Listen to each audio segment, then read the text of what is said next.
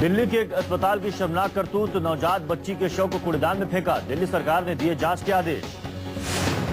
अस्पताल प्रशासन की लापरवाही पर भड़के दिल्ली के स्वास्थ्य मंत्री। अस्पताल प्रशासन को दिया 24 घंटे का वक्त, दोषियों को सख्त से सख्त सजा दिलवाने का दिलाया भरोसा।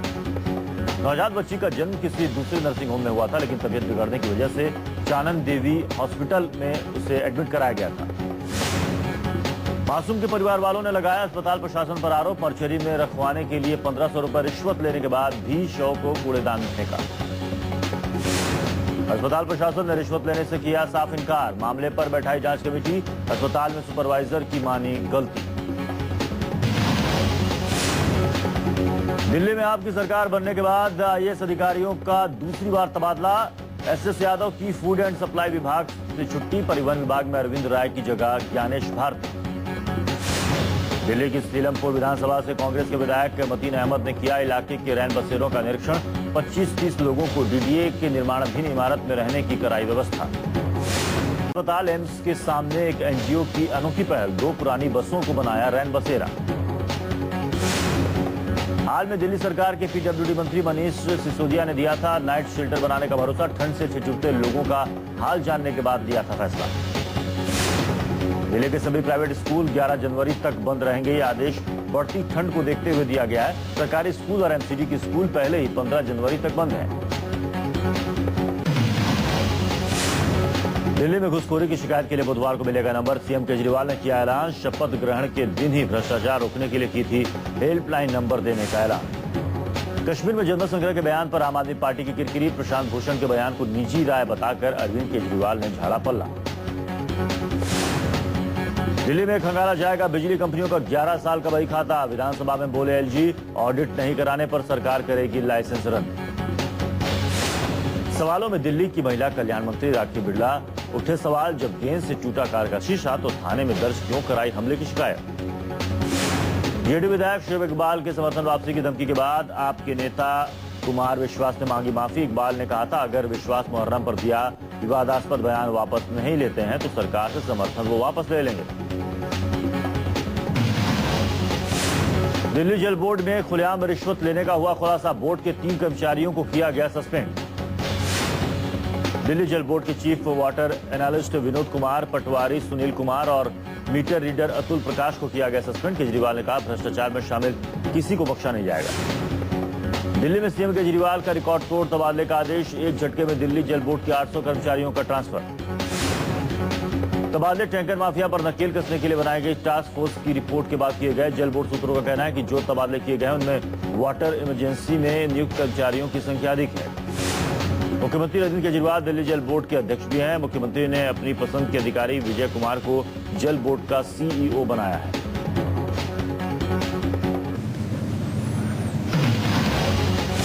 जासूसी कांड में बीजेपी के पीएम पद के उम्मीदवार नरेंद्र मोदी की नई मुसीबत। पूर्व आईएएस प्रदीप शर्मा ने फोन टैपिंग के खिलाफ गांधीनगर में दर्ज करानी चाहिए एफआईआर। पुलिस ने कमीशन की जांच का हवाला देकर एफआईआर दर्ज करने से किया इनकार। पुलिस का तर्क, जस्टिस सुगना भट्ट कमीशन पहले ही जासूसी कांड की जांच कर रहा है, ऐसे में एफआईआर दर्ज करने का कोई तुक नहीं है। पुलिस ने प्रदीप शर्मा की लिखित शिकायत अर्जी को स्वीकार किया। पूर्व आईएएस प्रदीप शर्मा ने कहा कि पुलिस ने दर्ज नहीं की मोदी और अमित शाह के खिलाफ एफआईआर, अब कोर्ट के जरिए दर्ज कराएंगे एफआईआर। जासूसी कांड को लेकर कांग्रेस प्रवक्ता राशिद दलवी ने साधा नरेंद्र मोदी पर निशाना। कहा, जो संविधान का आदर नहीं कर सकता वो देश क्या चलाएगा। बीजेपी नेता जयनारायण व्यास ने किया मोदी का बचाव। जासूसी कांड का कमीशन कर रहा है जांच। कुछ लोग मोदी को विवादों में घसीटने की कोशिश कर रहे हैं। मुजफ्फरनगर दंगों के आरोपी मुस्लिम नेताओं के खिलाफ मुकदमे नहीं होंगे वापस। एसपी नेता राम गोपाल यादव का बयान। संभावित फैसले से पीछे हटी अखिलेश सरकार। दिल्ली में सरकार नहीं बनाने पर बीजेपी नेता आडवाणी का छल का दर्द। कहा, हर्षवर्धन को पहले बनाया होता उम्मीदवार तो जीत थी पक्की। देश में मोदी लहर की मानी बात। नरेंद्र मोदी पर एलके आडवाणी का बयान। मोदी के पक्ष में देश भर में माहौल। लोकसभा चुनाव में बीजेपी बनेगी सबसे बड़ी पार्टी। महाराष्ट्र की माढ़ा सीट से शरद पवार के भतीजे अजित पवार लड़ सकते हैं चुनाव। लोकसभा चुनाव लड़ने से इनकार कर चुके हैं एनसीपी सुप्रीमो। 22 सीटों पर लड़ेगी एनसीपी। आज से नई दिल्ली में शुरू हो रहा है प्रवासी भारतीय दिवस। युवाओं की भागीदारी और स्वास्थ्य सुविधाओं पर होगा फोकस। आपस में जुड़ेंगे युवा एनआरआईज।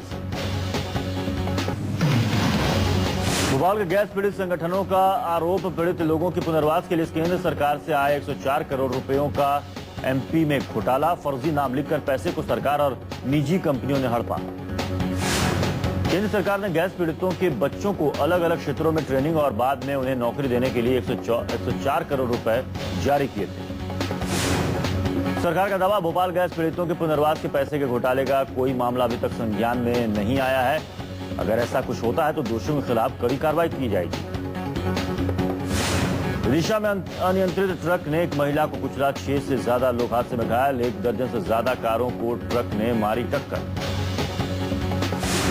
पुलिस के मुताबिक ट्रक ग्वालियर से हैदराबाद जा रहा था। ट्रक में पाइप और टायर भरे हुए थे। ट्रक को क्लीनर चला रहा था। पुलिस ने ट्रक चालक को गिरफ्तार कर लिया है।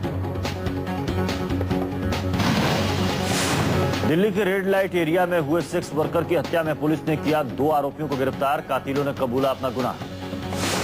सेक्स वर्कर ने किया था आरोपियों के साथ जाने से इनकार। आरोपी ने अपने दोस्त के साथ मिलकर दिया था कत्ल की वारदात को अंजाम।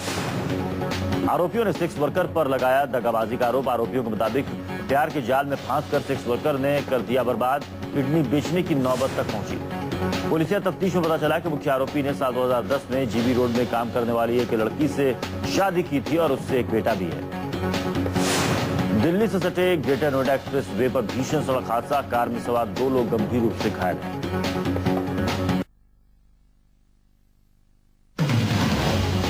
नोएडा सेक्टर 71 में पेट्रोल पंप पर लूट, 2.5 लाख रुपए लेकर भागे लुटेरे। पेट्रोल पंप के कर्मचारियों पर लुटेरों का जानलेवा हमला, एक की हालत गंभीर।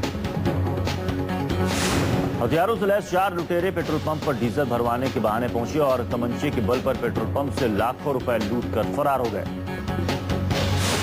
बदमाशों का पेट्रोल पंप के कर्मचारियों ने किया कासना तक पीछा, लेकिन लुटेरों के साथियों ने कर्मचारियों को बुरी तरीके से पीटा।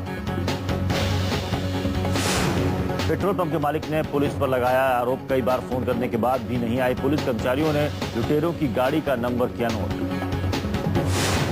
बीपीओ में काम करने वाली एक युवती ने अपने ऑफिस के 9 साथियों के खिलाफ लगाया रेप और छेड़छाड़ का आरोप। दर्ज किया गया 0 एफआईआर।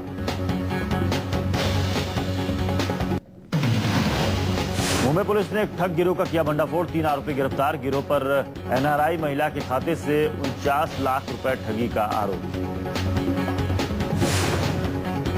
ठग गिरोह ने लंदन में रहने वाली भारतीय मूल की महिला के बैंक खाते से लाखों रुपए अपने खाते में ट्रांसफर कर लिए। 4 बार चेक के जरिए निकाले गए थे 49 लाख रुपए। एनआरआई महिला का अचानक एक्टिवेट होने से बैंक को हुआ शक। बैंक पड़ताल के बाद गिरोह का पर्दाफाश। एनआरआई महिला का महीनों पहले भी इसकी मौत हो चुकी है। गिरोह के भंडाफोड़ के बाद पुलिस और ठग को मिली इसकी जानकारी। बैंक का कर्मचारी महेंद्र सीताराम ने किया था गिरोह को लाखों रुपए ट्रांसफर करने में मदद। बैंक के 2 कर्मचारियों को भी किया गया गिरफ्तार।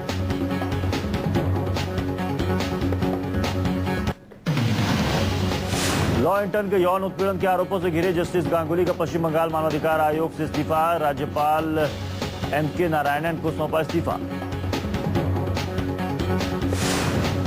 सरकार ने जस्टिस गांगुली के फैसले को उनकी अंतरात्मा की पुकार करार दिया तो कानून के जानकारों ने जस्टिस गांगुली के इस्तीफे को सही ठहराया। गांगुली ने इस मामले में सरकार को कार्रवाई करने से रोकने के लिए दायर की गई एक याचिका सुप्रीम कोर्ट में खारिज हो जाने के बाद अपना पद छोड़ा। इससे पहले 3 जनवरी को जस्टिस गांगुली ने NUJS यानी कि national university of juridical sciences के गेस्ट फैकल्टी पद से इस्तीफा दे दिया था। जस्टिस गांगुली पर एक लॉ इंटर्न ने लगाया था आरोप रेप का, जिसके बाद छिड़खानी का आरोप लगाया। जिसके बाद सुप्रीम कोर्ट ने 3 सदस्यीय जांच कमेटी का गठन किया था। कमेटी ने ही जस्टिस गांगुली का नाम सार्वजनिक किया था। कमेटी ने यह भी माना था कि उन पर पहली नजर में मामला बनता है।